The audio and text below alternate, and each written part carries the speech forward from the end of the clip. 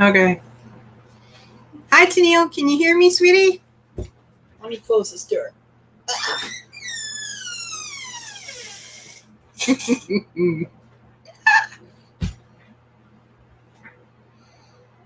Howdy, Tennille. Let me straighten this up. Boy. All right. Wait a minute. Hi. Hi, Kate. How are ya? Kate says, sorry, I'm on my way. Got called into work due to a massive problem. Oh, that's not good. I was at midnight and it's 3 a.m., so I'm staying. I'm just in the process of getting breakfast and barricading myself in my office. That's good. I see you. I hear you. You're beautiful to me. Aren't you sweet? Bless you, Tennille. That's so good to hear. Thank you. Okay, so Kate, you get yourself set up. Tennille, you've got your coffee. I have my water bottle from this bariatric meeting I went to this evening. That was interesting. Met a lot of nice people over there.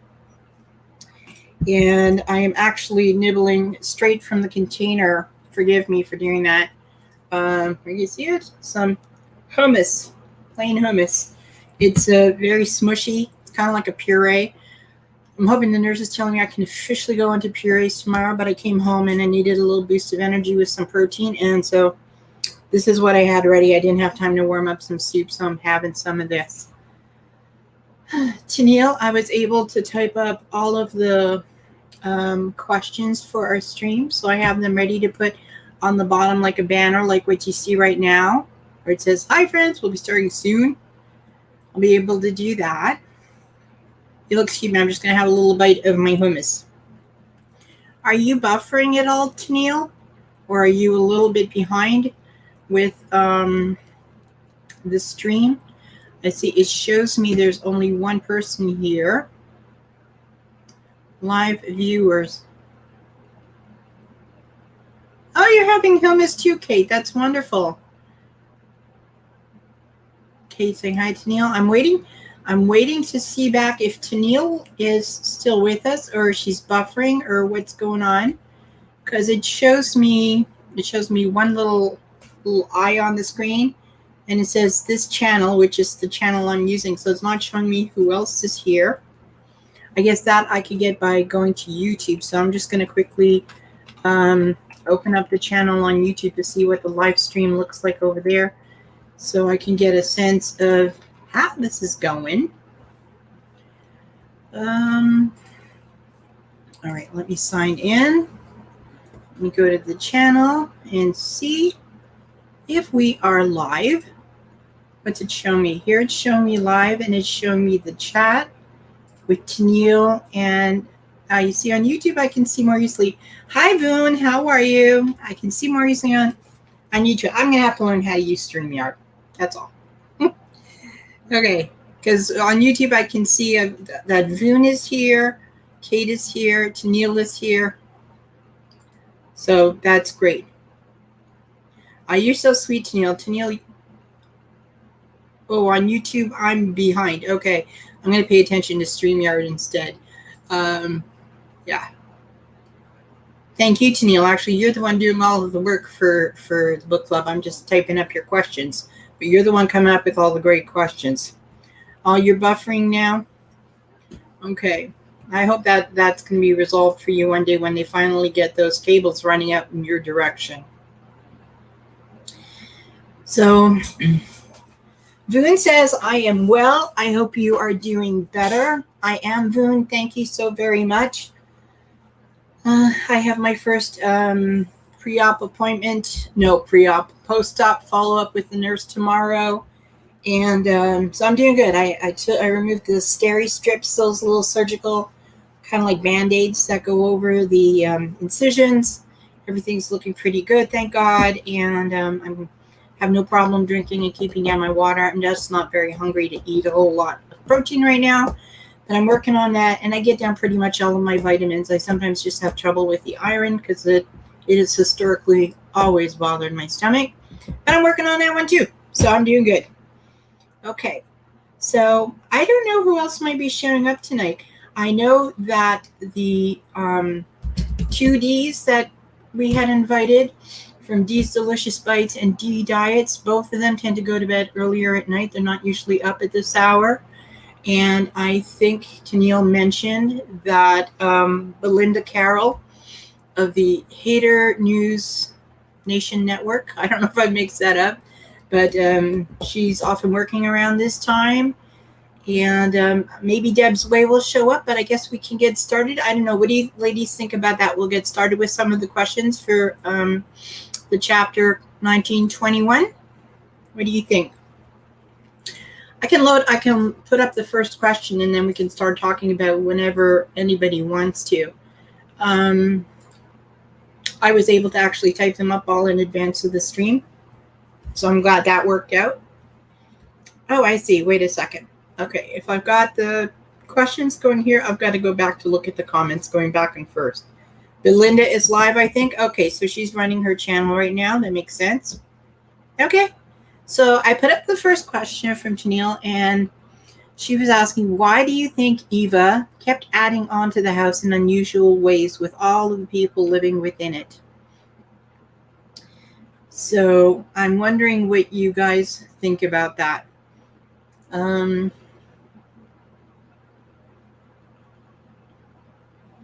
This is really how to moderate a live stream, isn't it? Go and then be quiet.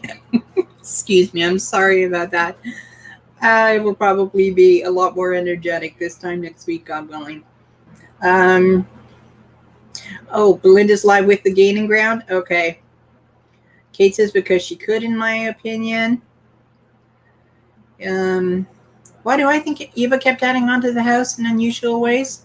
Yeah, I think she could, Kate. And I wonder also if it maybe filled some sort of a deep loneliness that she had within herself as well, too. And perhaps because she felt different in some ways. And I'm not just referring right now to the fact that she was missing one leg, but perhaps on other levels she was different than some individuals, as we are going to find out later with what happens with Plum. I wonder if she was then more comfortable being around people who were sort of, whether down on their luck or somehow disadvantaged also in life. Boone says the whole chapter confused me. Yeah, it certainly was quite surprising. That's for sure. Things really took a turn over there. So Tennille, I know Tennille, you offered your opinion in your video. And if you're buffering a bit, it might be hard for you to jump in here. So even if you're like behind, if you want to throw in what your comment is, do it no matter what question we're holding on, okay? The next question Tennille asks is regarding Eva's missing leg and her wild stories about it. What do you think is Eva's view of herself? And how did other people view Eva in relation to her disability? All right. Boone says she could control what was in the house. She couldn't control boy leaving her. Yeah, that's very true. I think you're onto something over there, Boone, that she was comfortable being able to assert control over those areas where she was able to have an influence, and maybe that made her feel a little bit steadier about those areas that were perhaps painful to her in some way, where she couldn't influence them in the way she would like. Kate says it's quite a lot in that chapter. There's a lot going on there, that's for sure. And Tennille says, I agree. I think it was an outward visual display of her control. So what do we think about her stories about her leg, how she lost it? And what do you think Eva sees, how she sees herself? And how do you think people in Eva's world, whether those living within the home with her and those living outside in the surrounding neighborhood, what do you think they thought of her in relation to her disability? I think we read a lot that people comment how she kept her leg, as Tennille mentions, very beautifully attired, and she was very proud of it. And I think maybe because she always seemed, as again Tennille mentioned in her video of it, that Eva's personality was sort of like larger than life. I don't think many people viewed her as being disabled at all with her leg. I don't think, beyond noticing how attractively she dressed the leg she had, I don't think people took so much notice of it after the fact, maybe when they first met her, but once they all got used to it and they saw how well she was functioning with just the one leg, I don't know that it maybe factored into anyone's consideration of her. It's interesting to think about how Eva saw herself. I mean, clearly she took great pride in the leg that she had and making it pretty and attractive. So certainly she coped well with the disability that she had.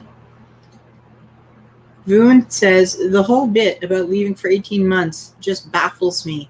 And then coming back without a leg. I don't know what to think of Eva because of what happened in the end of that chapter. Yeah, that is very, very true. Tennille asks us, how did Eva give the impression of being larger and taller despite her low improvised wheelchair? And then she also asks, I think these are all related. I'm just going to put them up at the same time. If I'm going too fast, say something. If anybody wants to come up here on screen with me, that'd be awesome. Let me know. And what is the significance of Eva's remaining leg being so beautiful, well-dressed, and well-shod at all times? Let me go back to the comments. Kate says, I agree that her personality was so massive that no one noticed the missing leg. And Tennille said, I wanted to like Eva, but I can't because she murdered Plum. Now, when we get to those questions, so let me go ahead a little bit here since we're bringing that up. Tennille had also mentioned, and if anybody wants to revisit some of these questions, please let me know, just because the comments are going on a little bit faster. So in regards to Tennille's questions, I'm going to put them up for us to look at. Then I'm going to get to the one about the 18-month leave. Tennille asked us, have you ever had a crisis that caused you to make a major decision like Eva with the baby, right? With leaving Plum behind. And then she says, where do you think Eva was for 18 months, leaving her baby with a neighbor? So let me go back to the comments. Voon says, I agree with you, Tennille. Murdering Plum, I can't wrap my head around it. And Tennille says, those 18 months surprised me. I guess it took her that long to plan, remove the leg, and heal. I don't get, when you say here, Tennille, now maybe it's just because I'm not remembering well enough from reading, remove her leg. Why was her leg removed? I can't recall. Hi, Eden. Hi, girl. Welcome. Nice to see you. Glad you're joining us.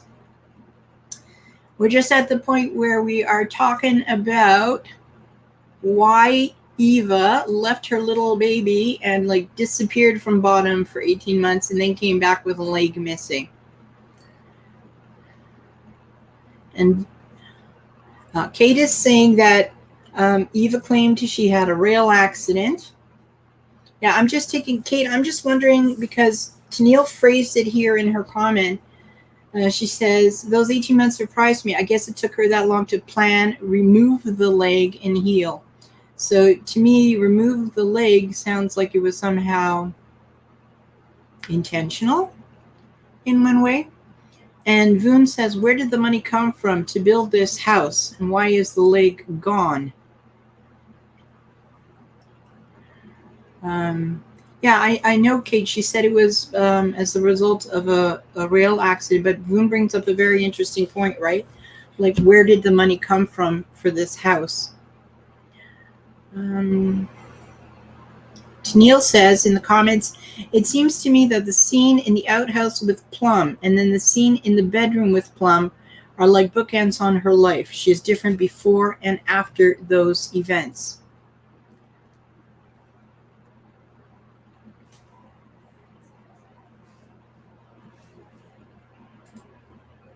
Yeah, I really would like to have a better understanding of why it was she left for the 18 months and what it was she was doing. If it's hinted at, then I guess I totally glazed over and I missed it.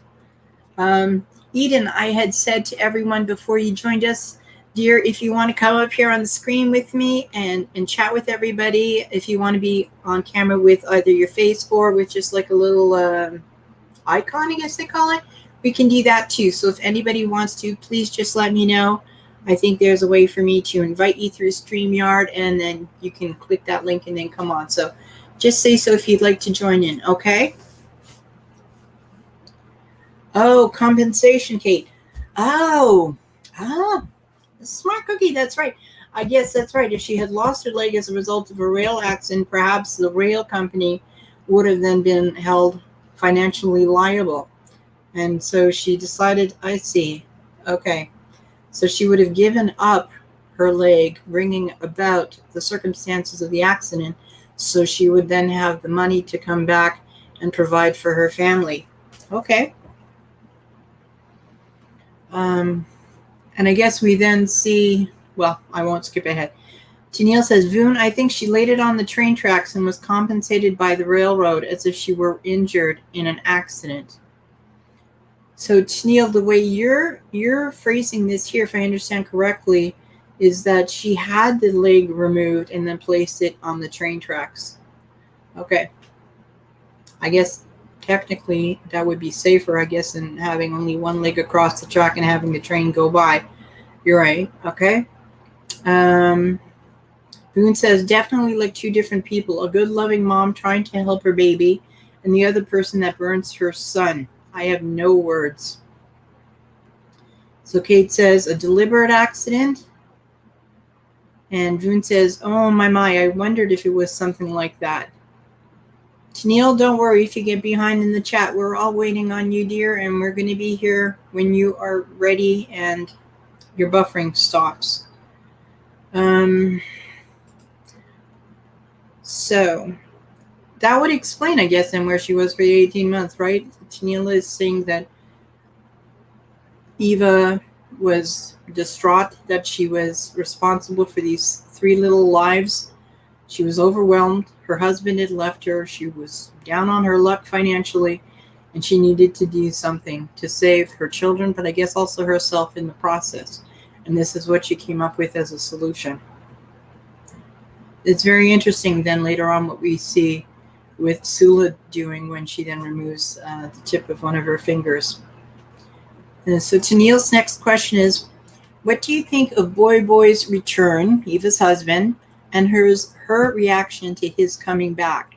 Why was she so cool, pleasant, and friendly? And where was her rage at his abandonment of the family?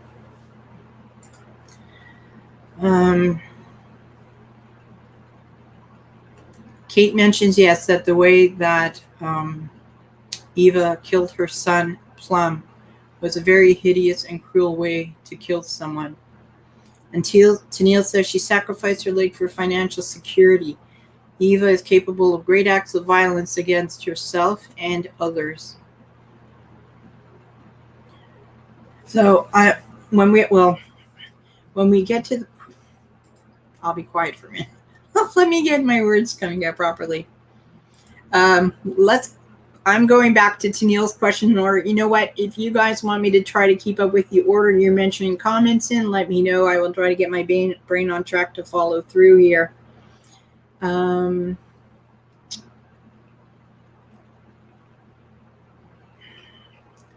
that we can talk about Plum's murder. Yes. Tennille had also asked, how do you feel about the woman that Boy brought back with him in her dress with the big city life? And how do you think this woman made Eva feel? So Voon says, I think it is important that Boy returns, if only so that Eva knows it's done, that they are finished, they are done. Kate says that was the day she realized she had lost him and transferred her deep love to Plum. The day that Boy came back with his new flame, if you will. Tennille says, I think she wanted to fully recover before she came back to maintain her image of strength. Yeah, that would make sense. I mean, losing your leg is horrific. And particularly in those days, I suppose, like, certainly it's not like now, God forbid, in advanced countries where there will be physiotherapists to help you. There'll be retraining. There will be prosthetics. There will be the appropriate equipment to make use of, whether it's crutches or a walker, you name it. So for sure, her recovery would have taken a very long time in those days. Plus then her teaching herself to be able to get around, whether on her modified little wheelchair or any other means. And I think you're right, Tennille. She was a very proud woman, very self-sufficient and independent. And she did not, I don't think, want to be pitied.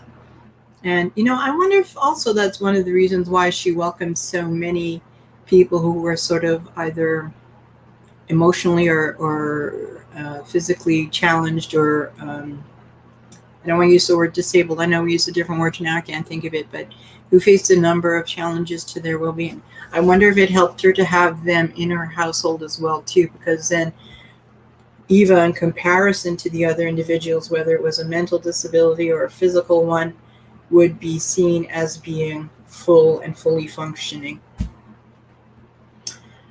Danielle says, I think she quietly had hope for a normal life after Boy's visit.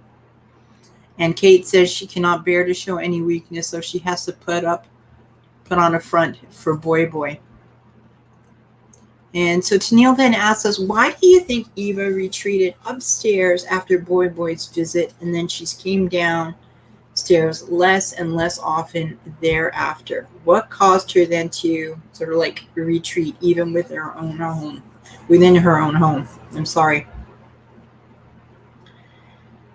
And let me check the comments. What did he say? Boone says, I have to give it to Eva. I would not be so nice to Boy. Woman scorned would be me. Yes. I think for many of us, indeed, right? But I wonder if maybe, Boone, if Eva's pride had something to do with the front, I'm going to say the front that she maybe put on for Boy. I don't know, perhaps if she really was that cool and okay with the circumstances at the moment, if she was that detached emotionally, or because she's a prideful woman who wants to be seen as strong, her putting on such a cool and pleasant and welcoming front for Boy was her way of showing him, hey, you been gone? Yeah? Oh, okay. Hardly notice. Doesn't matter to me, Tennille says, I agree, Aaliyah. She surrounds herself with misfits to reaffirm her own strength and normality. And Kate says, me too, Voon. That you would also feel like and be the woman scorned. I think it's, for me, I think it's Eva's pride that stopped her from showing that side of herself, the part that was scorned and deeply hurt. Either that or she buried it so deeply so long ago when she faced so many struggles that she wouldn't let it see the light of day anymore. So Tennille asked us, what is the significance of the three Deweys? Why give them all the same name despite their different ages and their sizes? I find that really interesting too, so I want to hear what you guys have to say about that. Boone says, oh, that makes much sense. And Kate says, I think her whole life is a show of strength. Tennille says, but she is capable of hurting Plum and herself, but not Boy. What I hear what you're saying, Tennille, and what I think over here is that when we look back to these very extreme events in her life, right? The taking of her leg to provide financially and to give security to her family, and then the taking of Plum's life. I wonder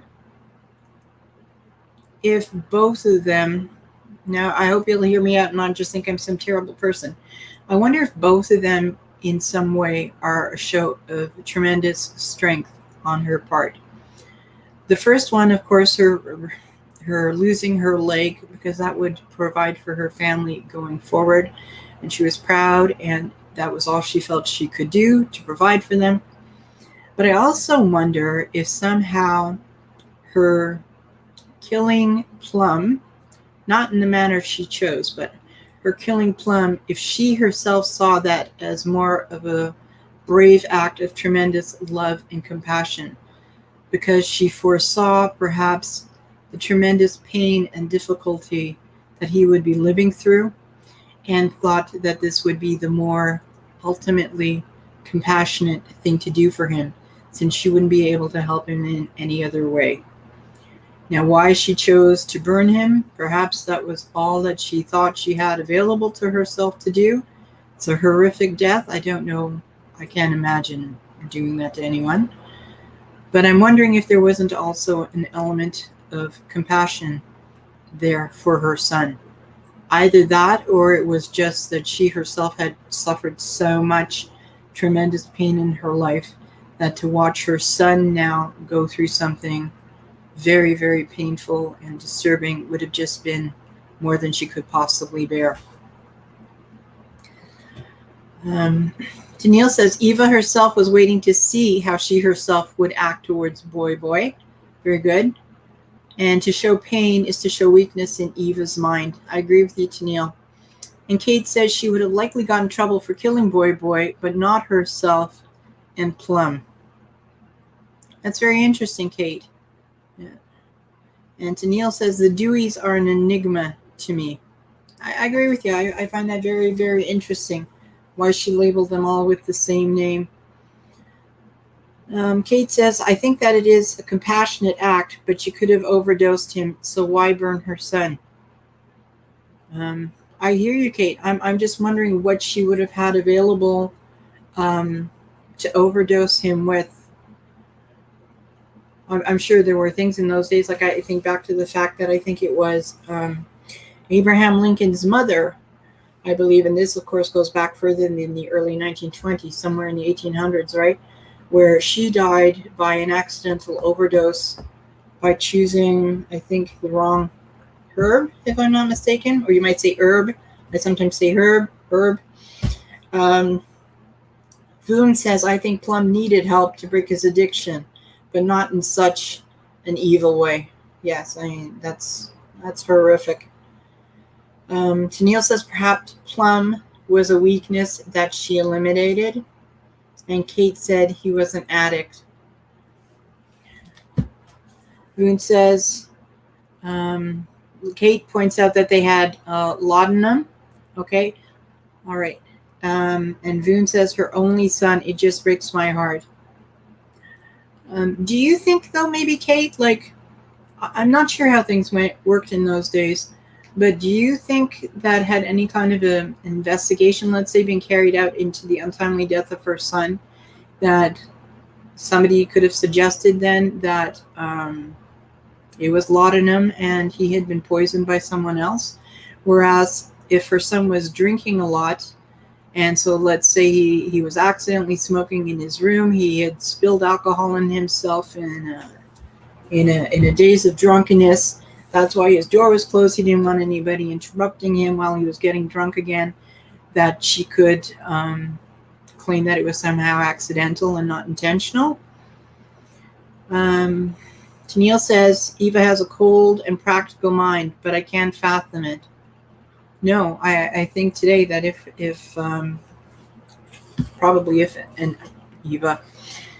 Eva were to be seen or treated by a psychiatrist, she likely would have been labeled definitely a sociopath, which is, I think, recent studies that I've read show that perhaps 1 in every 10 people is a sociopath, but she certainly does behave like one. Absolutely. Very cold, very calculating, very practical indeed. Boone says she rocks him in her arms and then burns him. What is that significance? Tennille, Kate, I'd love to hear what you have to say. Voon, I was thinking, that's, I think, what prompted me to think that there was a compassionate component to her killing Plum, in that she loved him, she wanted to comfort him in advance of then what she thought would be perhaps comforting him permanently by removing him from a life filled with psychological pain and torture and stress. I'm not sure. I'm trying to give her a bit of the benefit of the doubt for such a horrific act. Kate said if he was an addict, he could have accidentally overdosed himself. Okay. Kate says, and a narcissist. Yes, absolutely. Eva was, that's very true. She was a narcissist. We can see that in how well she took care of her leg, right?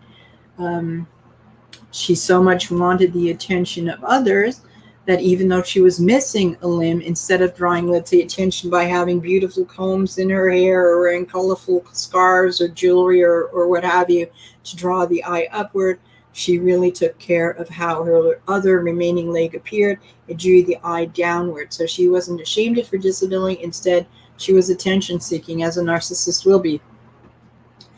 Danielle says, I think the significance is she did it on purpose and knew what she was doing. It was premeditated. Right. Yes, absolutely. Right. That's why she wanted to get in her final goodbyes. And right, Kate, you're saying that maybe she was saying goodbye to him when she rocked him in her arms. And Boone says, planned for sure.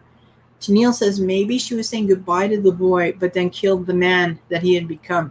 Ooh, I like that. That is very, very good. Let me go down to where Tennille is asking these questions.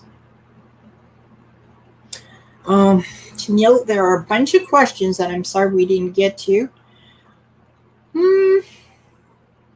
Because we're busy talking about Plum now. So let me go to those questions. How could Eva be capable of the horrendous act of burning her son Plum? Why did she hold and rock him before murdering him in such a horrible and painful way? And then Tennille asked a really good question, and I'll read it before going back to the comments. What was the significance of the questions that Eva asked Hannah when she ran to her to say that Plum was burning and that the door was locked? And what did Hannah see in Eva's eyes? So Kate says, so therefore she wouldn't get into trouble, as she could have said it was an accidental overdose. That's a very good point, Kate. So it's very interesting. So why did she then choose to use burning instead? That would be, of course, a much more painful way to go. Mind you, I don't know, Kate, you may be much better versed in this than we are. I don't know what the effect would have been, let's say, of a laudanum overdose. I don't know if it was painful or not. I know there are some poisons out there that cause tremendous pain and distress before death. Others to just lull you peacefully to sleep. But either way, certainly burning is a very horrific way to die. Tennille says that perhaps in Eva's mind, Plum was not the same person anymore, and therefore she could justify the cruelty as revenge on the man that took the place of her beloved son. That's very interesting. And Kate says, I think that Eva was capable of anything, and Voon says, absolutely, after what she has done. Yes, that's very true. I mean, I can't possibly imagine such a thing. Even if I weren't a mother, I couldn't possibly imagine doing such a thing to anybody. It's horrific, as you say. Oh, okay. Thank you, Kate, for clarifying that for us. Overdose with laudanum is a morphine overdose. Okay, so that certainly would have been a kinder, gentler way to die. So I'm going to go back a little bit, and Tennille then asks us this question. Why does Hannah move back to Eva's house with the intention of taking care of Eva and the house for the rest of her life? And why was she ready to stop trying to live on her own?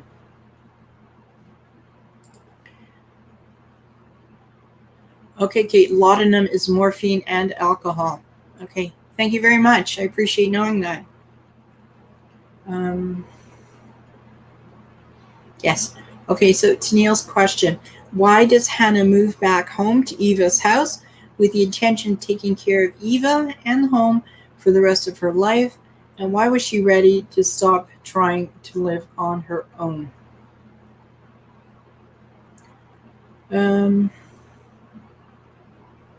Kate says she wanted the house, maybe.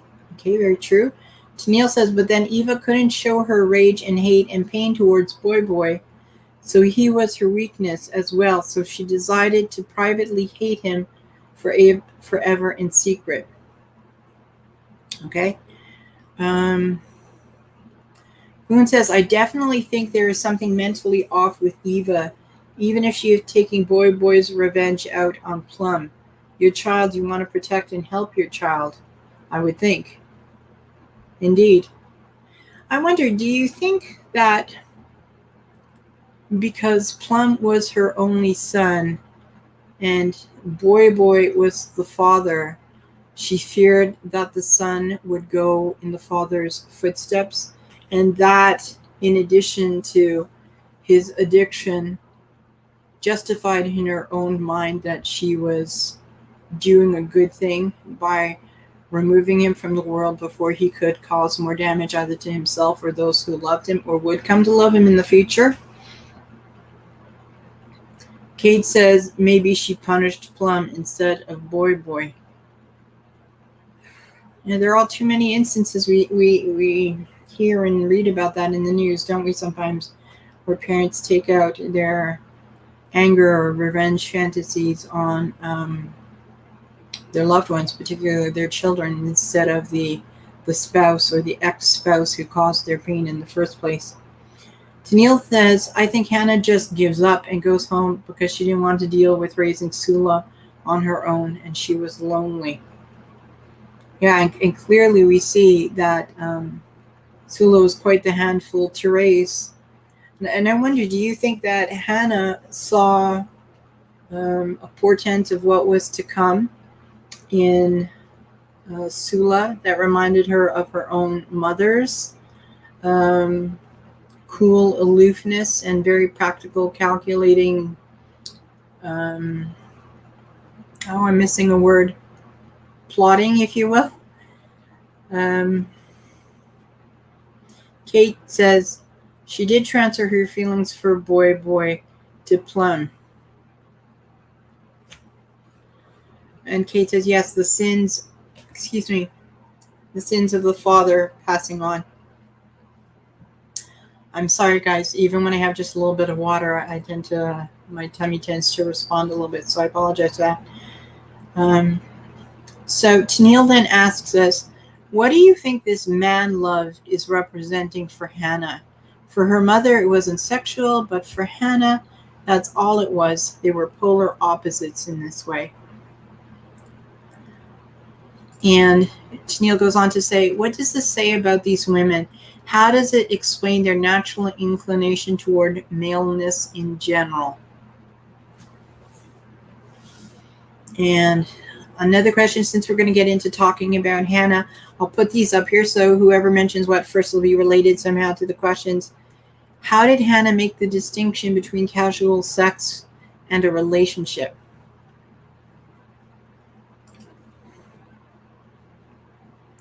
So Boone says, I think Hannah just changes after losing her husband. At home, her daughter is cared for. She has these various men and doesn't care who she hurts with her sexual partners. Very true. Okay.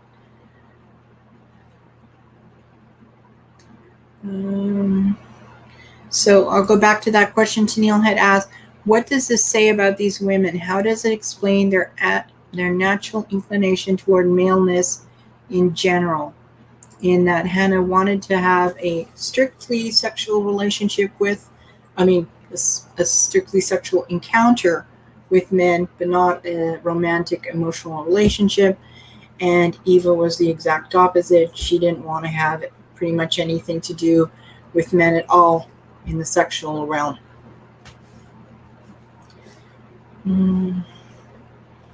And going on with Hannah, what is the significance of the places that Hannah chose for her trysts? And what of her need for some touching every day?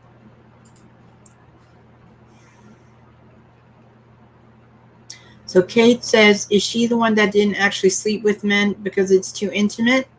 And Dream says, yes. Yeah, that's right, Kate. I guess the emotional intimacy was too painful for her, but she liked the physical closeness and the contact.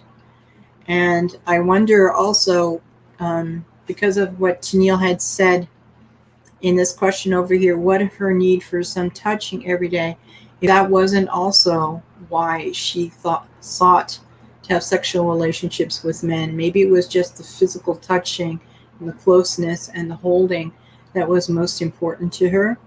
But she did not want to have the emotional romantic relationship that usually accompanies that. So at least this way, by having sex with the man, she was able to get that need for touch and comfort somehow met. Tennille says, Hannah seems a bit pathetic to me with her constant need for reaffirming her realness through casual sex. And Kate says, I can understand that, like sex workers that don't kiss men. Right, that there are certain acts that we perceive as just being too loving and too intimate, whereas just sex at its most basic is not necessarily, I guess, by some people perceived to be that way. And Tennille says, excellent comparison, Kate. Yeah. Yeah, and I'm thinking of that, like, one of the ways that my husband and I like to comfort each other very much is that just holding hands, whether it is we're going for a walk or when either of us is driving, sometimes the other one will just hold each other's hand. And I think that that is a very intimate thing to do with a person as well, too. And so I'd be very curious to know, let's say, if Hannah, or as we're talking about sex workers, prostitutes, call girls, if they too would put a limit just on kissing and on maybe something like hand holding as well too. Perhaps it holds a different meaning for everybody. That makes sense. But I know for me that holding my husband's hand, or when I'm so fortunate to do that, grab their hand for a second, my two young men, my sons, that is a very loving and intimate thing to do, a way to connect with a person. So Hannah was, I think, afraid of that emotional connection, but she still wanted to feel somehow comforted and soothed. Kate said why aren't I putting these comments up here? My bad, I'm sorry. Kate said she had gotten hurt by men, so this is animal instinct, as it were, that we see here, okay?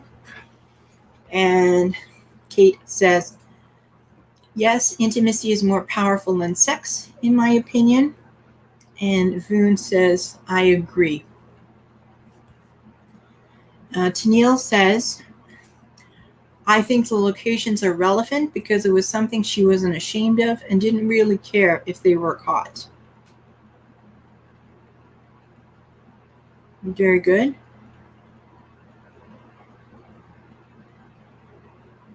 I wonder, do you think also that perhaps she had a desire that they would be caught sometimes?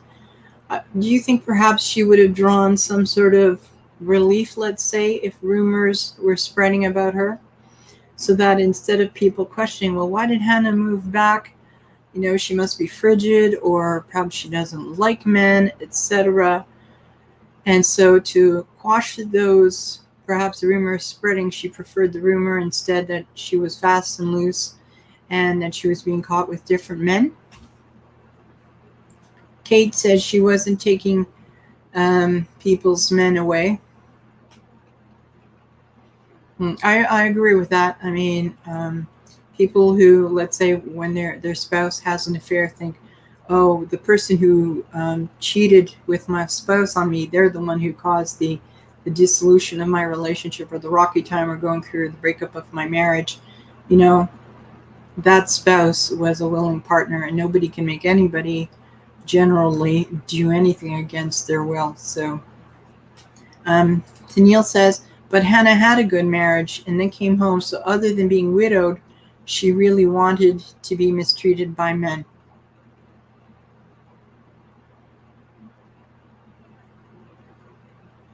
Yeah, so where would she have want that mistreatment to come from now?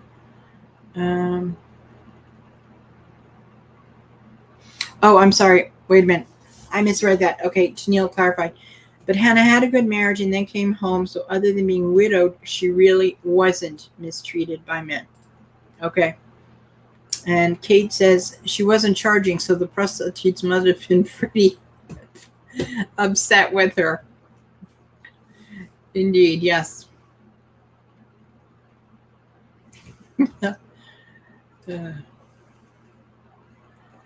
Okay, let me see with all the questions I've typed in, where are we holding? Hold on.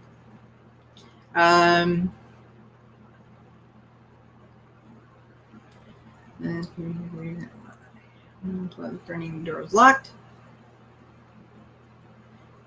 Okay. It's I'm just going to put up the next question. The next question moves on here towards Sula and Nelda. Let me go back to the comments. Tennille says, and Hannah did not dress sexy or call attention to herself in that way other than her availability, but that availability was expressed in her every cell and motion. Yeah.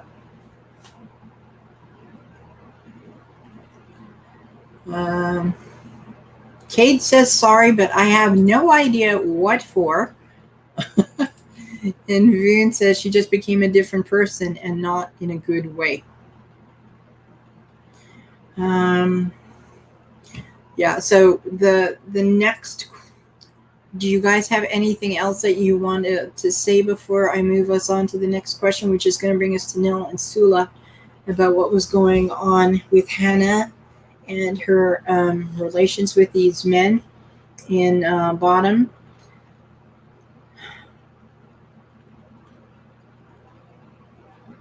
Yeah, I need to give this more thought. I really want to figure out, why was Hannah, maybe she thought that she could never replace the love of the husband that she had lost, and he was going to be forever special in her heart, but she still wanted that physical closeness sometimes, and so that's what these men provided for her. Kate says, that's all you need to kneel. As Aaliyah says, you can't make anyone have sex with you. No, exactly. We're all responsible for our actions no matter what.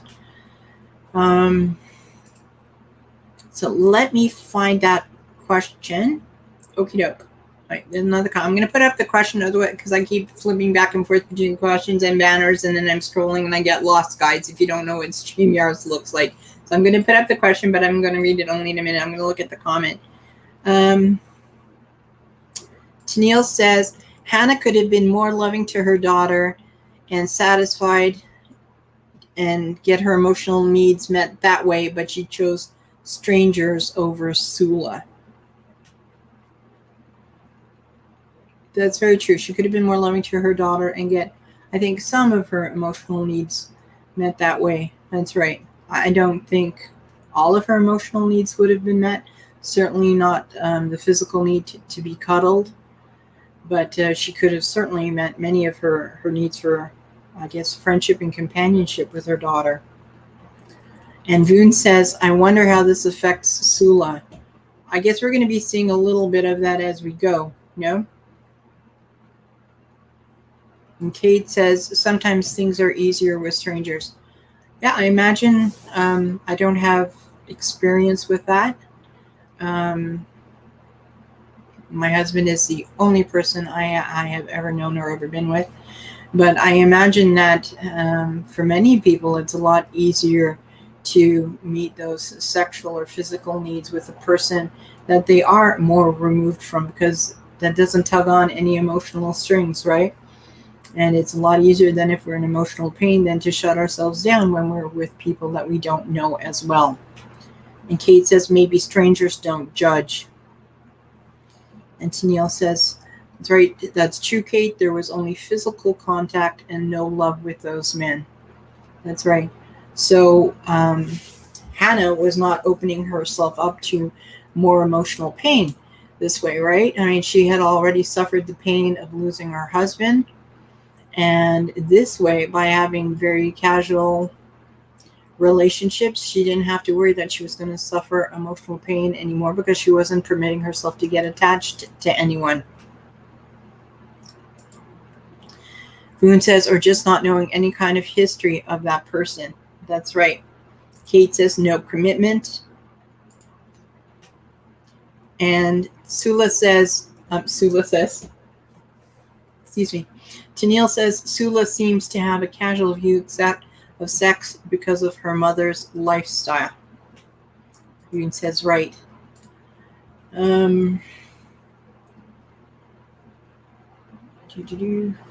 Okay. So moving on to Nell and Sula, because we're also going to see, right, there's also Nell's exposure to a very casual approach to sex and relations with men through the grandmother, right, that she met in that very flamboyant yellow dress. So Tennille's next question, when we're talking about Nell and Sula walking through the town and past all of the men, what was the meaning of pig meat as said by Ajax, and why did this delight the girls Nell and Sula?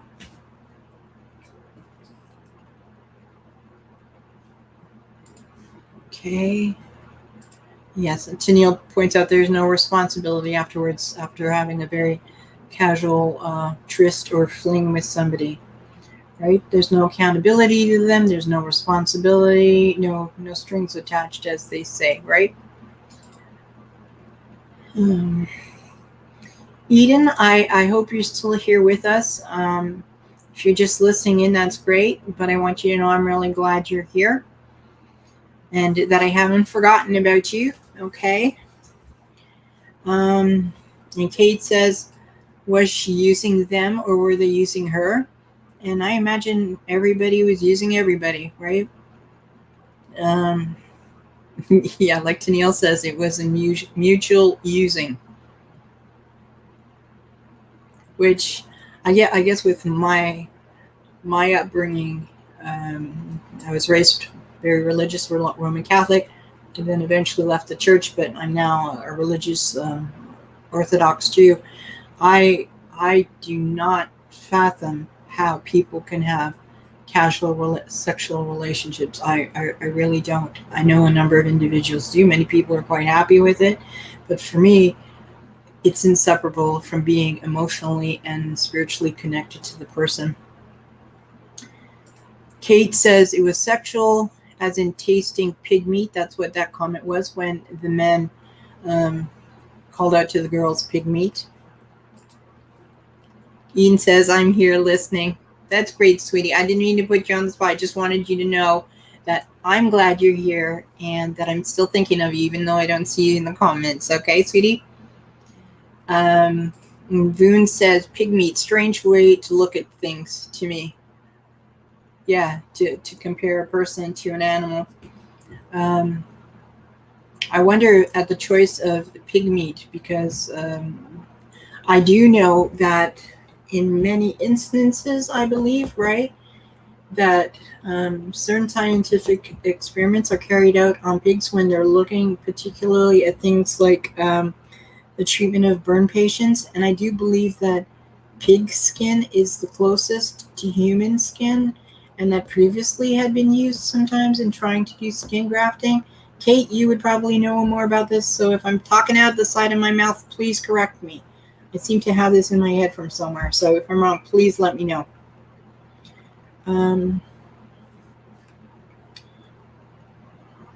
Okay, I'm just loading. Okay, so comments. Eden says, hi, Tennille. And Tennille says, yes, pig meat seems like an insult, but it's an adult insult. They wanted to be seen as women, even though they didn't know exactly what that entailed. Right, they're on the cusp of adolescence. Their bodies are changing, and they're, I guess, testing the waters in what they feel is a safe way. They wanted some attention, and by doing it together, publicly walking down the street, that felt relatively safe for them. And so I imagine they would have been delighted at anything the men might have called out to them. Kate says, I was brought up as a Roman Catholic too. I think it made me more promiscuous when I left, to be honest. That's interesting. Like, different people have different responses to their upbringing. You know, and actually, Kate, I want to go off on a slight tangent here for a second. If I hope you guys will forgive me. If I'm misspeaking, then you either drop it in the comment or you leave it in a comment afterwards or email me privately, whatever you want. But I sometimes think that when I look at my history, why I had left the church, but also the fact that I had been sexually abused for very many years, and my parents were aware of this.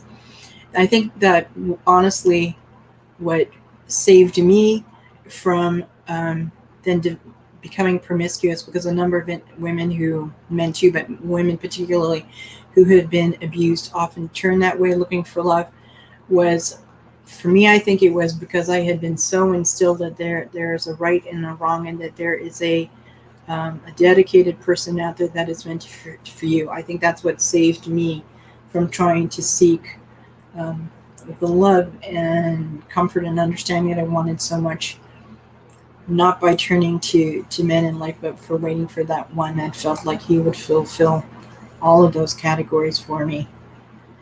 Um, Convent school, Kate says. I didn't go to convent school, but we did have some nuns in the schools I went to, and boy, oh boy, yes.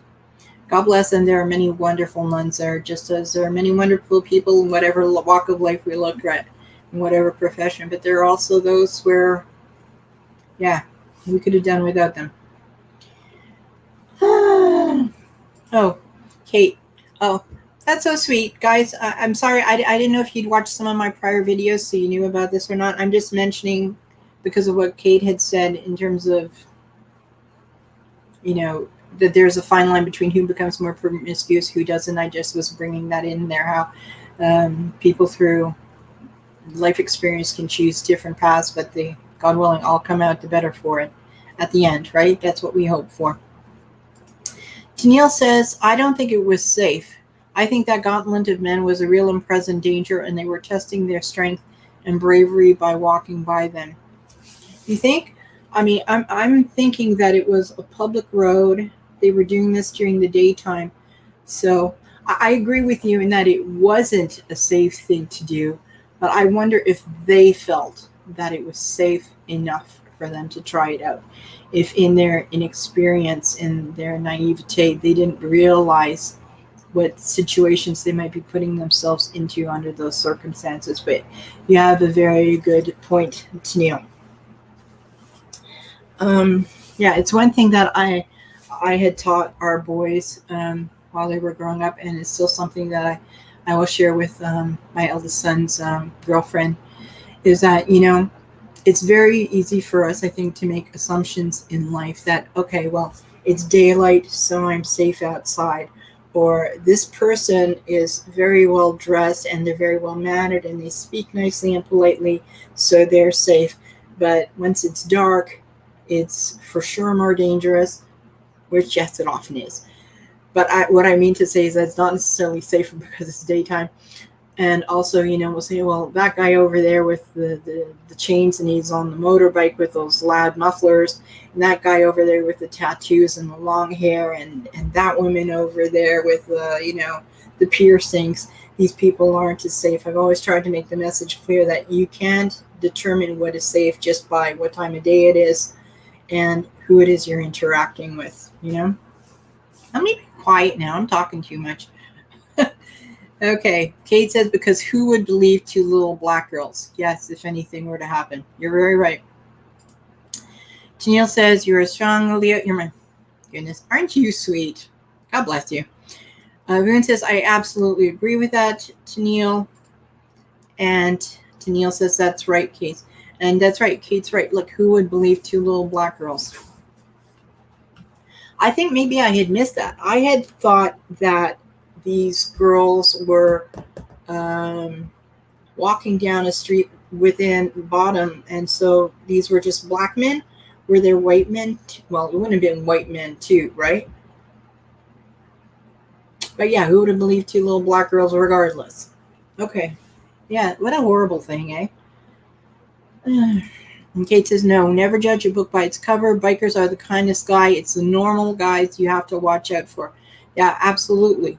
I mean, there are, I'm sure, some bikers out there are very dangerous, and there are those who have a heart of gold and who would drop at anything to help you if you really needed it. And I mean, we take a look at, God forbid, very famous, God forbid, serial killers like Ted Bundy, very educated, very debonair, attractive, very well-mannered and polite. There's so many like that really appearances are really just that, just the surface, and you really don't know a person and their thoughts and their capabilities. until you really have more experience of them. And that's certainly something, right, that we see with Eva as well too.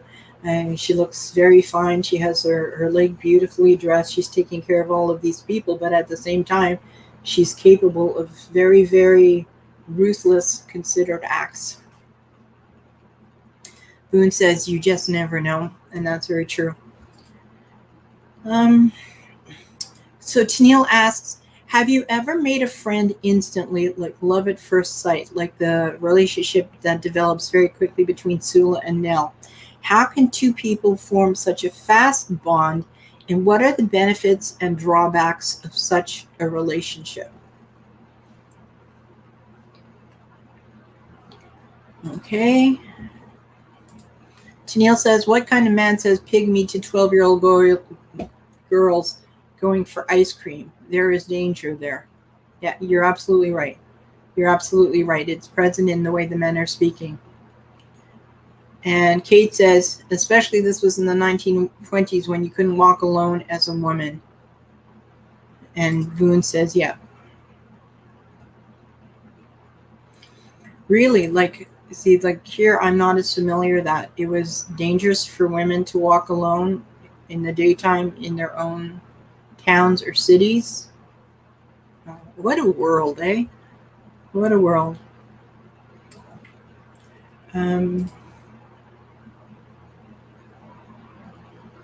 Yeah, so have any of us ever made a friend instantly, like love at first sight?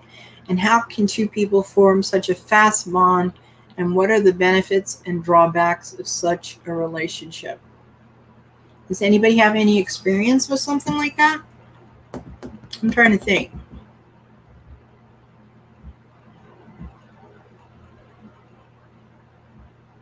I know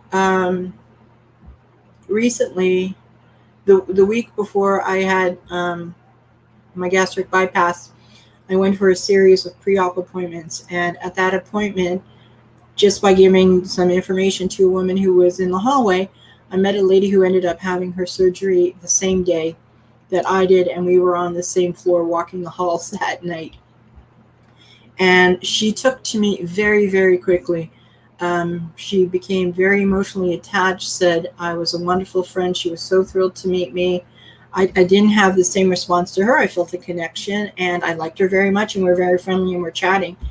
I'm trying to recall if I ever had an experience where, like, just like that, I felt this kindred spirit with somebody. I don't think that I have, but I'm curious to hear what you ladies have to say.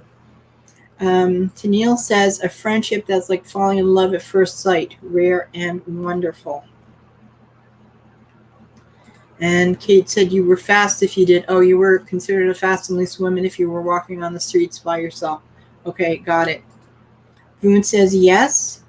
So Voon developed a friendship like that. And Kate says, yes, 23 years ago I met Elaine. She lives in Africa now, but I knew her instantly. That's very sweet.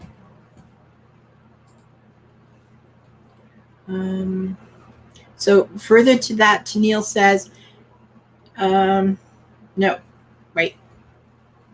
Oh, the second part two of this question. So how can two people form such a fast bond, and what are the benefits and drawbacks of such a relationship? So I can only comment here, let's say, in terms of Nell and Sula. I guess that the benefit was for them that they were both similar in age. They lived in the same area, so they would have repeated and immediate access to one another when they wanted to have a friend. And they were sharing very similar life experiences. The drawbacks, I guess, is that you can form such a close emotional relationship so quickly, in that you might then set yourself up for real disappointment when more of that person's personality gets to be revealed to you through your friendship.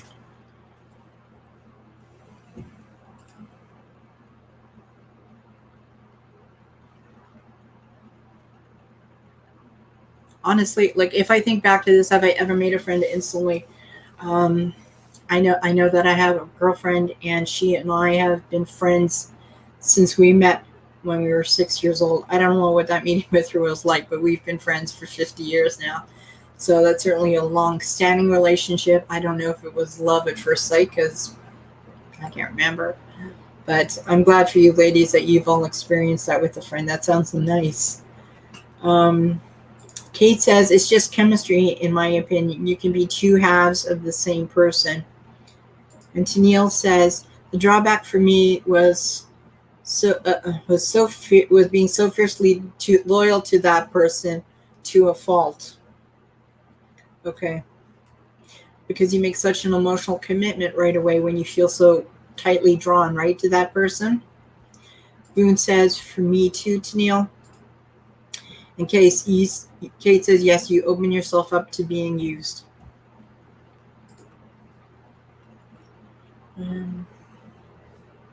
Okay, so how did Sula cutting her finger make you feel? And what do you think was Nell's reaction to Sula's self-mutilation? So again, how did Sula cutting her finger make you feel?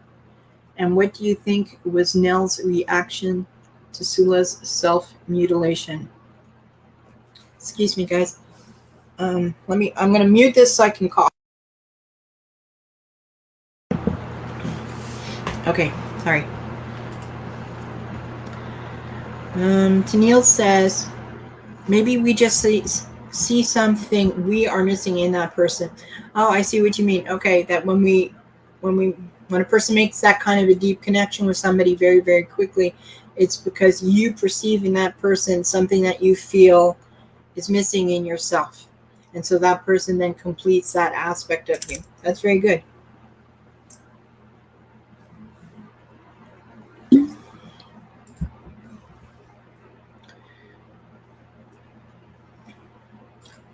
Okay, so Voon says, I think Sula didn't want to show any weakness at all. I hear you, yeah. Clearly, and especially, I mean, for me, because Kate pointed out that you would have been considered a loose woman in those days, walking around by yourself. So I guess if these two young girls are on the verge of womanhood, particularly 12 years old was seen, I think, as being older and more mature than we certainly now consider children at that age. Then yeah, maybe it was a drastic action on Sula's part, but she felt that was necessary to protect the two of them, even though they were technically right or actually putting themselves in that circumstance. And Kate says Sula is so violent that she's happy to hurt herself because the knife was premeditated. That's right, she had it with her. Now we don't know if she had it with her because she was carrying it with her for protection in case anything were to happen. She'd have a defense, a weapon. But at the same time, clearly by the way she responded to the approach of the young men, the fact that she was so readily and quickly cut off the tip of a finger means likely that she had given that a fair amount of thought beforehand and that she was just ready to go through with it.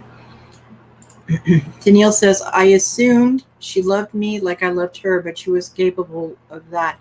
I had to realize this and accept it in terms of your love at first sight friendship. Yeah. That's very sad. That does happen sometimes in relationships where people are just not on the same level of connecting or giving or opening themselves up for very many different reasons. Kate says that's heartbreaking, Tennille. It is. Tennille says, I so related to that scene. I could see myself in Sula when she cut her finger. And Voon says, hugs to Tennille. Tennille, I really would like to, I heard what you were saying in your video, and I hope you're not buffering, but if you hear this a little bit later, if you could just jump in and answer if you want. You say you so related to that scene. You could see yourself in Sula when she cut her finger. If you could elaborate on that a little bit for me. I could see myself doing something to another person to protect somebody that I loved or someone who was an innocent. I really would have no qualms about it whatsoever. And I think that's partly because of my experiences. But the removing the tip of your own finger, Like, I'm questioning why it would not have been enough, let's say, for Sula to, let's say, stab herself in the palm. There would have been a great deal of blood, but had it been a superficial stab wound at least, or if she had aimed where she was stabbing, let's say, between the web over here, she wouldn't have necessarily lost function, but maybe she would have. Who knows? Maybe she saw cutting off the tip of the finger as being more practical. I don't know. Excuse me. I'm sorry, guys. It's dry in this office here. Tennille says, unrequited love at first sight is also possible. Yes. Kate says, goodness knows what she would have done to the Irish boys if they hadn't left. I'm sorry. Kate says, unrequited love is hell. Tennille says, I don't think she ever intended to hurt those boys. She was flexing, posturing them to show strength, in my opinion. Very true. But if she was posturing, again, why did she cut off the top of her finger? As opposed to, like I said, drawing blood somewhere, but not removing a part of her body, even though, well, I mean, a tip of a finger makes a difference, but still, to me, cutting off the tip of your finger seems a lot more mutilating than it would be to draw blood, let's say. But perhaps she needed a really strong message to not only be shown to these Irish young men, but also to make the rounds rumor-wise, so that she would be seen as very fierce, and that would offer a certain bit of protection. Kate says, I misunderstood that part, I think, to Neil.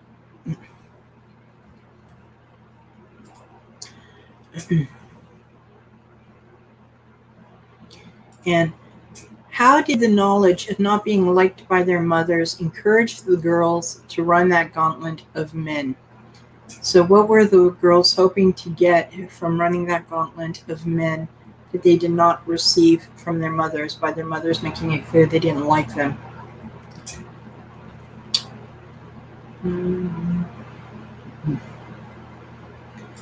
Boone says, when you are in certain situations, the adrenaline kicks in high gear and you have strength you never imagined. This happened to me. I hope it wasn't a terrible circumstance, Boone. I really hope not. Kate says, are you okay, Leah? I'm good. Thank you. I'm sorry. I just haven't drunk enough water in the last few hours. So I went to a nice meeting with a bariatric group, and I was drinking a bit, but not enough. And it's a little dry in this office. But I'm great. Thank you, sweetie. Boone says, I felt like Superwoman protecting myself, and I was powerful. I'm glad you were able to do that, Boone. I really am. Whatever the circumstance, and you don't have to share it, but I'm glad you were able to take care of yourself. That's always very important. Tennille says, I saw myself in the way that I know I'm strong, and I can take it when I'm hurt, but I'm not capable of hurting another in cold blood, but I could bluff them like a champ. Okay, I got that now. Okay. I'm very much like that too in many ways. Can be quite stoic physically and emotionally if I have to be. Kate says, in terms of approval, okay, Kate's referring back to, she says, when I misunderstood that part, I think, Tennille, she's going back here now, talking about approval. Boone says, right on, Tennille. Boone says, thank you, Leah. Thank you, Boone. And Tennille says she was scaring them, making them think she was capable of something she was probably not able to do. And that's adrenaline, powerful stuff. And Boone says, for sure, such a feeling. What do you ladies think of the fact that Sula would find it easier to hurt herself than to hurt these strange men if they were, let's say, to attack her and Nell? I mean, I'm thinking there are a number of individuals, I don't want to start talking about it here, but I'm familiar with it a bit, of individuals who will self-harm because they redirect their anger and their frustration inwards towards themselves. But in this case over here, why are we thinking that Sula was clearly capable of causing a fair amount of self-harm by chopping off the top of her finger, but she would not have been able then to act out against strangers who would have, let's say, been perpetrating violence against her and Nell? I'm really curious about that. And I guess here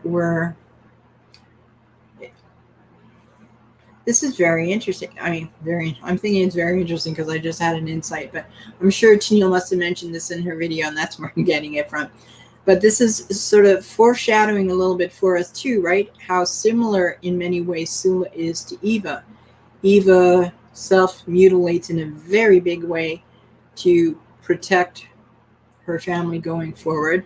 Sula here is self-mutilating on a smaller scale, but to protect herself and Nell, who she loves very much.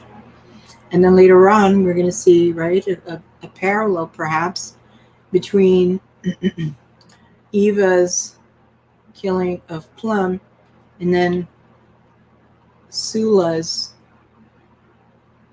accidental killing of Chicken Little, which is going to come up, right? Kate says she maybe has an anger issue that is ignored at home. That could very, very well be. Kate says, I don't want to paint her as the evil one, but yes, it's an indication of what's to come. Boone said, I hadn't thought of that, Aaliyah. Good point. Okay. And Tennille then asks, going on to this close relationship between Eva and Nell, in particular with what's going to happen next with Chicken Little at the riverside. Have you ever been in a relationship where speaking wasn't always required to communicate ideas?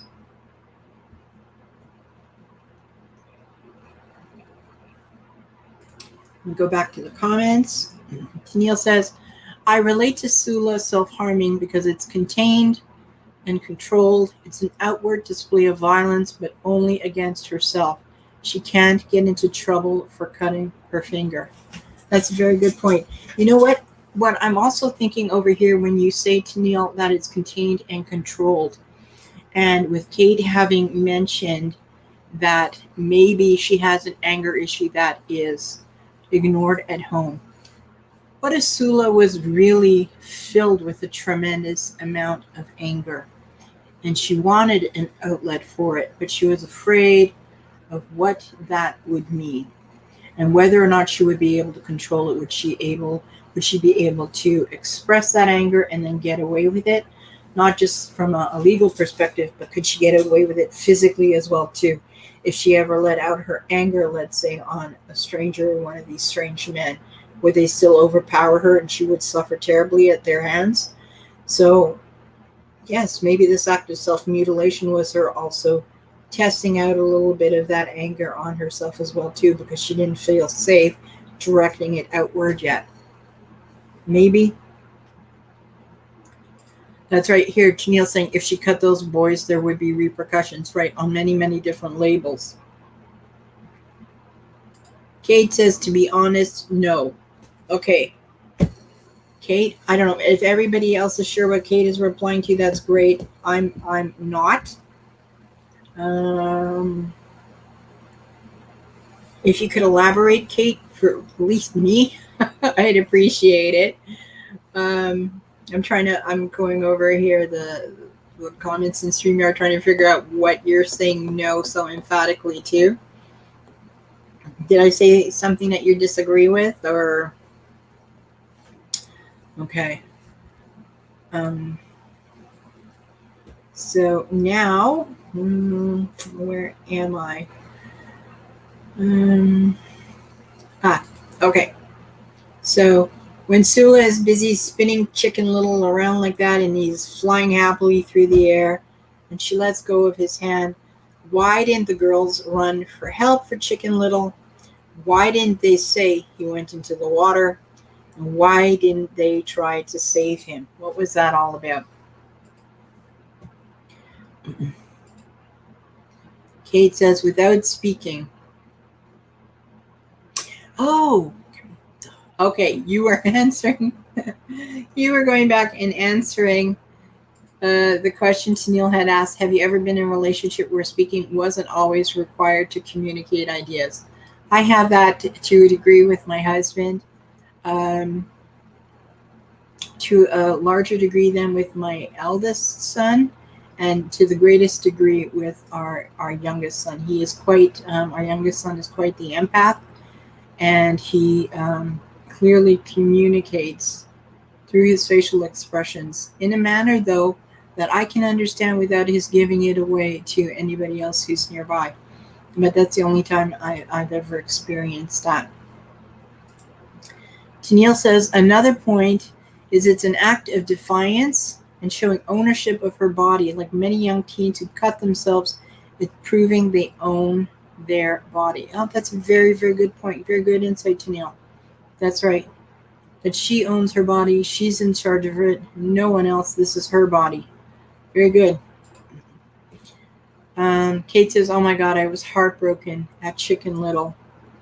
And Voon says, I was too. I couldn't understand why they didn't help him.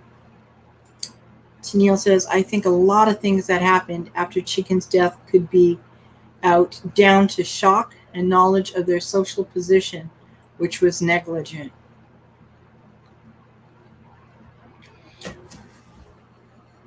Yeah.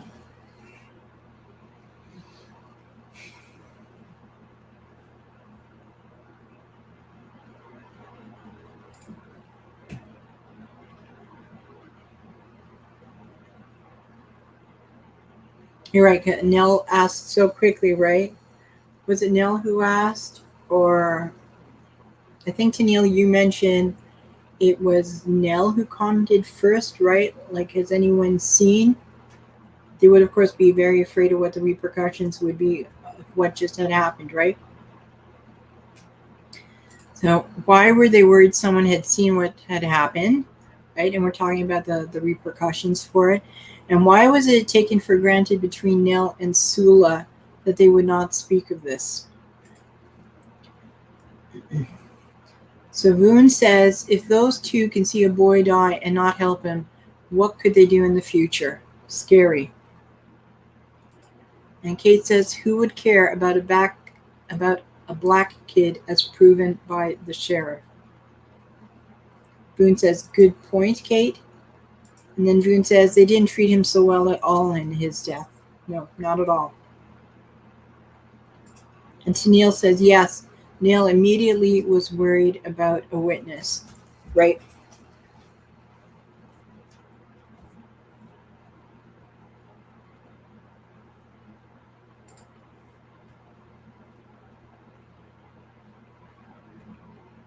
So going back to Tennille's question, though, but why do we think it was taken for granted that neither Nell nor Sula would ever speak of this again amongst themselves? Sorry.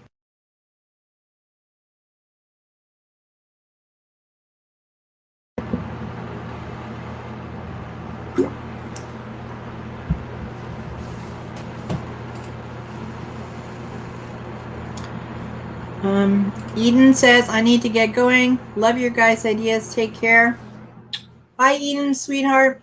Hope to see you next time. I wish you a wonderful week, dear. Only good things for you. Okay, honey? Take good care of yourself, dear. And thank you so much for joining us tonight. Voon says, take care, Eden.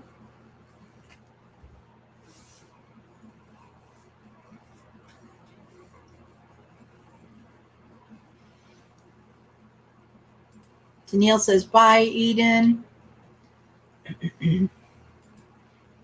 Kate points out that Sula was not so worried at all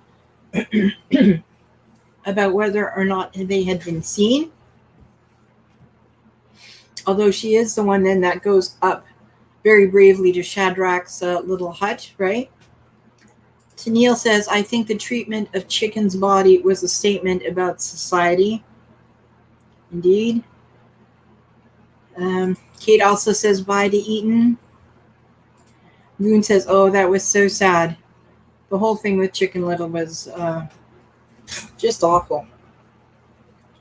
Just awful. Um, Life was very, very, very different back then. I'm not now justifying anyone's behavior, but recently I've been watching a few series on YouTube on different history channels about what life was like, particularly for children during the late Victorian period in England in the late 1800s and going into the early 1900s. And life was so incredibly different than anything any of us have thankfully experienced. I mean, children as young as 5 and 6 were often put to work. Sometimes they were sold by their families to people who would then employ them because the families simply could not make enough money to care for and feed their own children. And children were seen oftentimes as disposable labor. So, very, very different life in so many regards to anything, thankfully, any of us have experienced. Kate says, I guess it's hard for us to figure it out because it's so horrifying and an alien act to most of us. And Kate points out that kids were slave labor. Yes, absolutely. They still are in so many countries. We're fortunate that we're living in industrialized and more modern and humanitarian countries. Although still children are always still abused one way or another, too much so. Boone says, so true. And Tennille comes back and says, they assumed that Chicken was killed by his own people on purpose. Kate says, I think that is the same in the third world today. Yes.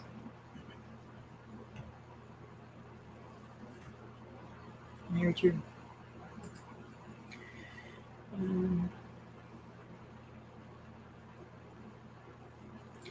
So Tennille asks us the question, how does the disrespect for the treatment of Chicken Little's body relate to the assumptions of the people who live in Bottom? What do they think about, I guess, life and the value of life and the respect for another person based on how they're treating Chicken Little?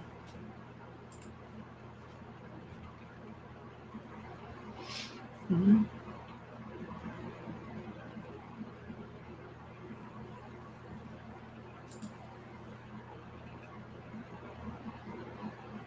And then going on, Tennille asks us, how did Chicken Little's funeral affect Nell and Sula? What changed between the girls once they were at the graveyard service?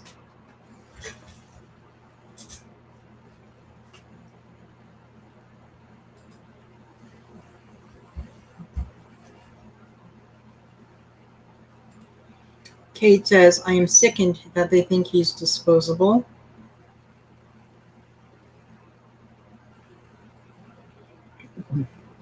Guys, I'm just being a little bit quiet at the moment so I don't start coughing again, in case you're wondering. I'm usually talking too much. Boone says, I think the treatment was sad. When he was discovered, the bargeman was so inconvenienced finding the boy dead. Yeah. Kind of almost makes me want to cry right now thinking about it. It's awful.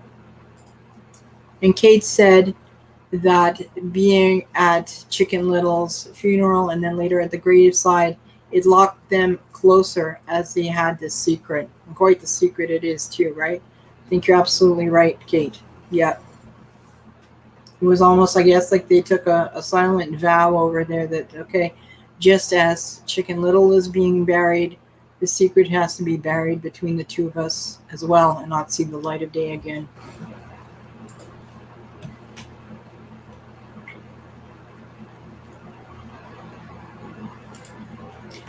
What do you think Shadrach meant when he said always to Sula when she had asked if he had seen what had happened with Chicken Little at the river? So what do you think Shadrach meant when he said always to Sula when asked if he had seen what had taken place? Boone says, one heck of a secret. Yeah. Boone says, I forget which girl cried. I forget also. Tennille, please, can you remind us, or Kate, if you recall? I should have refreshed my memory before the live. I'm sorry, I don't recall. Kate says she didn't understand what Shadrach said to them. Always, what was meant by that. I think it takes us a while to find out what that's all about, maybe in the story. And Tennille says they do not value the people of Bottom at all. It was an inconvenience to find chicken, and the boatman valued the condition of his sack over poor chicken's body. Boone said, I didn't understand this either when Shadrach said always. And Boone says, absolutely right. Kate says, I don't think we'll ever know that, or he was always watching them.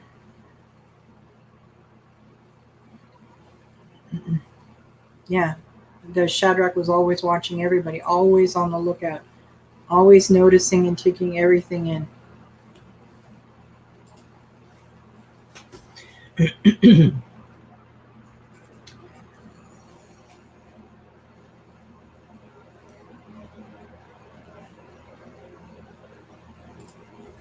And then Snail asks us, so how did Chicken's death bring Nell and Sula even closer together? So we know perhaps through this horrific secret that they're sharing.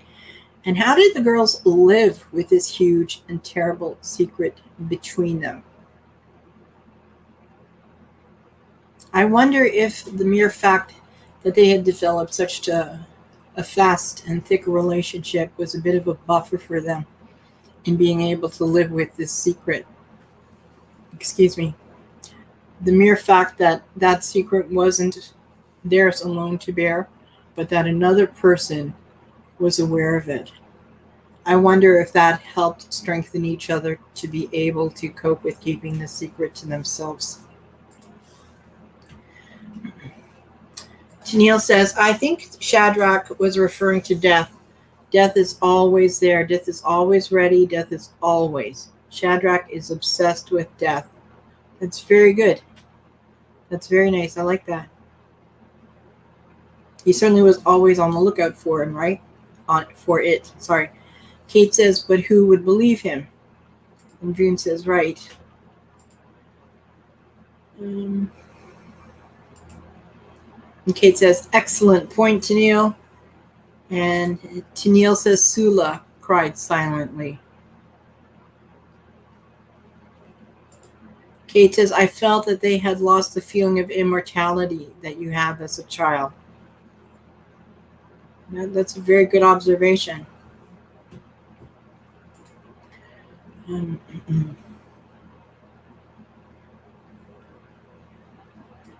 then Tennille asks us a question again. What kind of torment did the girls endure, keeping this heavy secret between them, recalling Chicken's laugh and the feel of his hand, particularly for Sula, the feel of his hand in hers, and then the feeling of letting go of his hand as he flew into the water. So what kind of torment did the girls endure keeping this secret between them?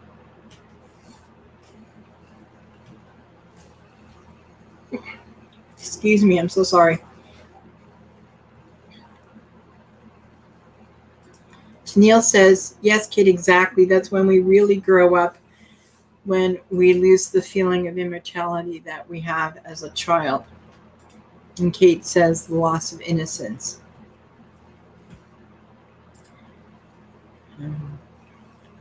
So again, does anybody have any thoughts on the kind of torment that these girls were enduring to keep this secret between them, the two of them?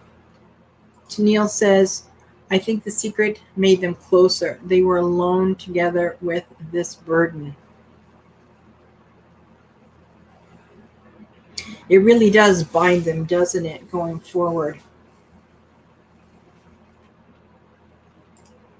Kate says, I have a horrible feeling that it will rebound on them later. And Voon says, I was thinking that too.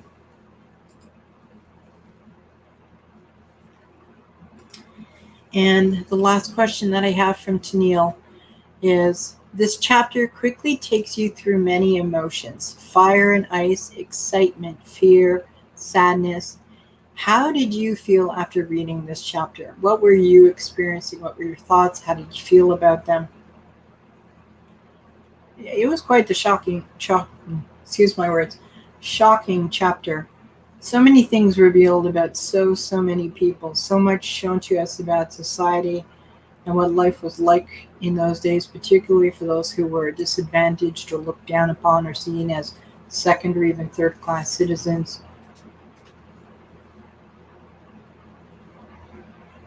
Also, how children at such a young age, just, going into adolescence, how they already have such an adult world of the view in needing to protect themselves, whether it's from harm or from rumor or from judgment. They are very, very aware of how guarded they have to be. Tennille says they were tormented because they could never share it, even say why they are sad.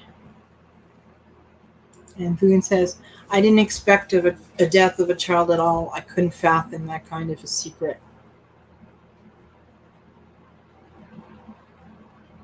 No, that certainly came, excuse me, that did certainly come out of the blue. If anybody foresaw that, I'd be curious to hear how you saw it. I certainly did not.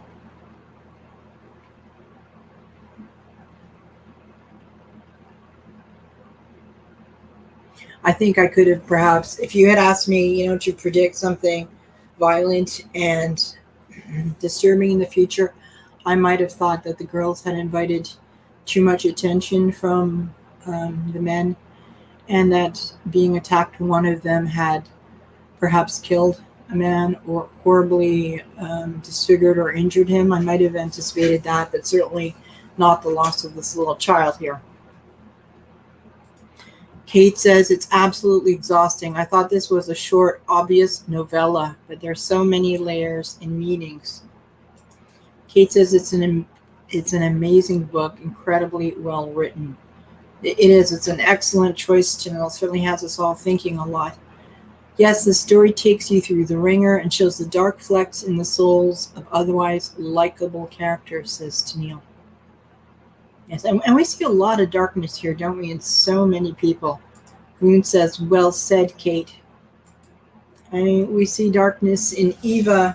We see it in Sula.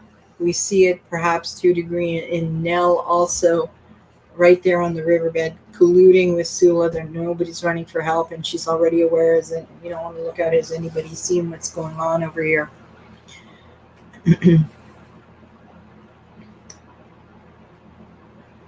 And Kate says good and evil, dark and light. Yeah. Very much so. Kate says you don't usually get such dark child characters. It's very, very true. And Tennille says we can't appreciate the light unless we have seen darkness first. Boone says it gets you in the heart for sure. Kind of makes you, Kate says, true to Neil, to when Tennille said we can't appreciate the light unless we have seen darkness first. Kind of makes us wonder, what's coming in the next portion of the book as Sula and Nell grow up. It'll be interesting to see how, if over the course of time, this secret that they shared and this close bond of theirs grows stronger and stronger, or if something is going to come along the way to be divisive and split them apart, or even put them, God forbid, at odds with one another, right?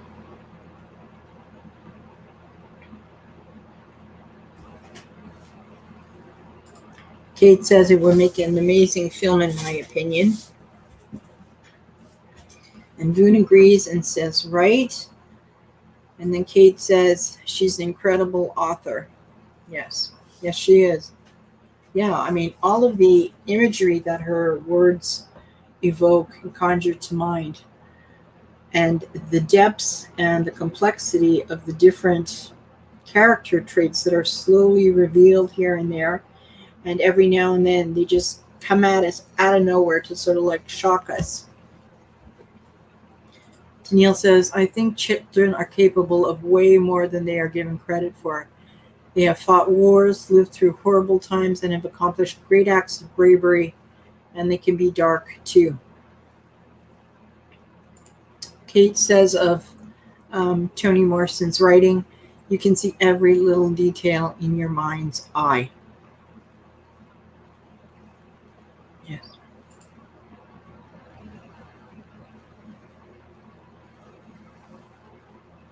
So, if anyone has anything else to say, or Tennille, do you want to wrap this up with maybe a few parting comments for us? Share your thoughts, or anyone else, of course. I'm just being very quiet at the moment so I don't start coughing. So, but I'm happy to hear or read what it is you have to say. Oh, and ladies, and I'm sorry, I should have said this earlier when Eden was here, but I want to thank you all very, very much for your patience with me and for postponing last week's live stream to this live stream so I could participate, and to not minding that our book club had to wait a week while I recovered. It really means a lot to me, and I'm very thankful. I do appreciate it tremendously, very much.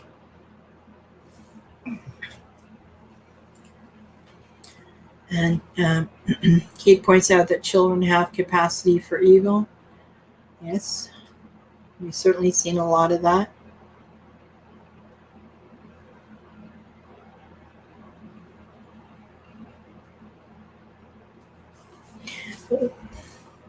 Tennille says, I'm so looking forward to the next chapter. Let me put that up there. I love these discussions, and I'm so excited to find you all like them too. Boone says, I got booted. You got booted out of the chat? Boone? Really?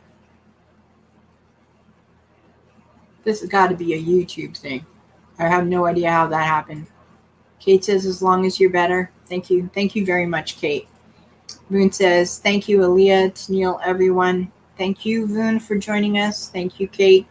Thank you, Tennille, so very much.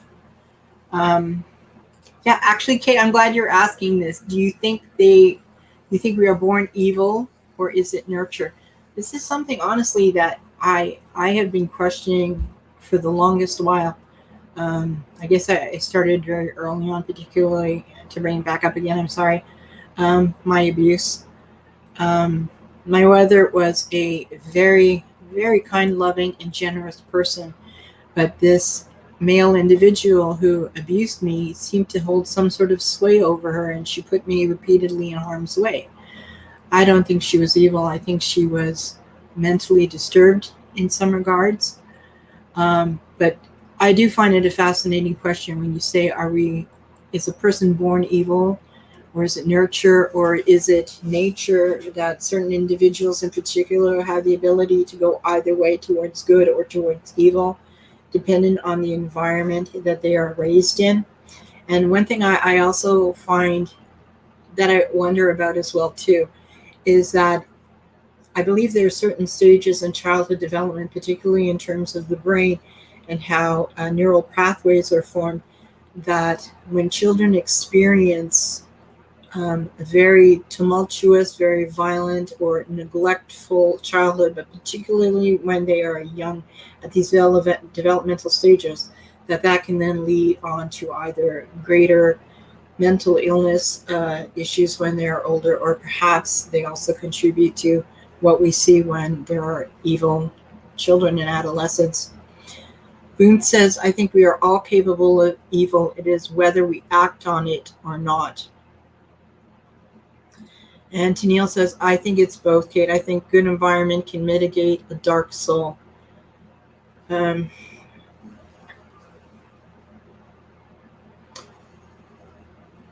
we talk about environment, there's a gentleman who used to have a YouTube channel on He was a reactor for a while. I don't know if any of you watched him.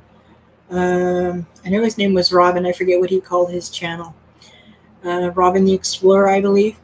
And he has schizophrenia. And I know he said that he really saw that he needed to get very intensive treatment for schizophrenia because of some experience in his life where he saw his behavior was going in a direction that he was not comfortable with at all as a person. Now, I don't know what he was referring to. He didn't get further into it. But I think there are a number of individuals, and sadly in this day and age, particularly, well, not particularly, with the lack of healthcare in even certain of our modern countries where there's socialized medicine, where healthcare is stretched so thin that people who have severe mental illnesses that can then wreak havoc either with their having oral and or visual hallucinations, those can prompt them to behave in a manner that they otherwise would not. And that does not mean they are inherently evil per se, but that they are very, very unwell.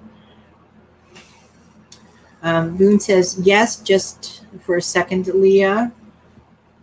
I don't know what you're responding to. That's my bad. I am sorry. I lost track here. Tennille says, contrary-wise, I think a bad environment can pollute a good soul. I agree 100%. Kate says that's very true. It's kind of a lottery, in my opinion. Yes, I mean, we don't choose the families we're born into, right? And Tennille says, they need to know that having a dark thought does not make them bad, but acting on it is not an option. Absolutely.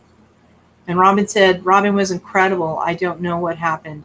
Oh, Kate, you watched him too. I so enjoyed all of his insights, particularly because of his mental health outlook onto personal behaviors. I really appreciated him, and he's a kind soul. I wish he were around more. He is more active, though, on Twitter, Kate, if you ever want to connect with him there, just to let you know.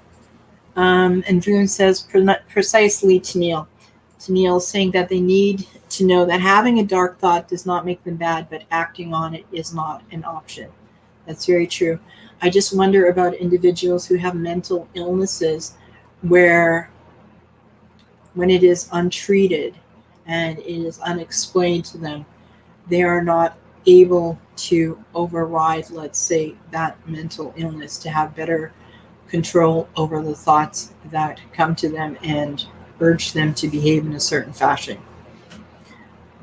I find the whole thing very, very fascinating, the relationship between nature and nurture in so many regards.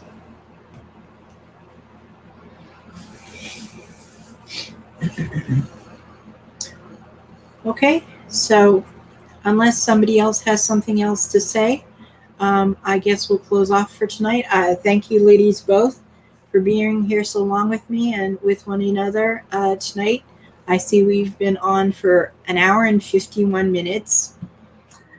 So thank you very much. I enjoy this time together with you all so much. Tennille, I really enjoy and appreciate your videos with all of your insights and your really thought-provoking questions that you ask us about what we're reading. And if nobody has anything else to say, then I'll wish you all a blessed night. And Kate, you should have a great day and a wonderful week to everybody. And Tennille, I'm looking forward to your next videos on Sula. I'm curious to find out what happens next, but I don't know that I'm excited about it. It depends on which direction this is going to go. So far, things have been taking a darker turn, so we'll see. But does anybody want to say anything else before I close off? Anybody want to come on just to wave goodnight? I still see that 3 people are here. So yes, my mic is on so you can hear me. Oh, okay, here's Kate. Thanks, Kate.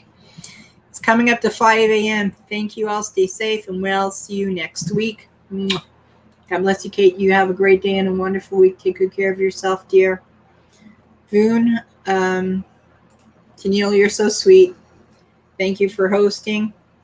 Tennille, it is my absolute pleasure Thank you for letting me participate with this wonderful book club. I think this is great, and I really appreciate this so much. Voon, you're a great host, Celia. Thank you with my little coughs here and there and my chatting too much. Tennille, you make us think for sure. She certainly does, doesn't she? Love to all. Have a great week, Voon, Tennille, Kate, everybody. Next 2 chapters years this Friday. Okay, so I don't remember. I think one is 1923. I don't know what comes after 1923. I think there's a skip after that. So, Voon, it's the next 2. Oh, Voon says, okay, got it. All right, then. Thank you, ladies, says Kate. Thank you to all of you as well, too. May you all have a wonderful night and a great week. Love ya, and talk to you soon. Take care of yourselves. Bye.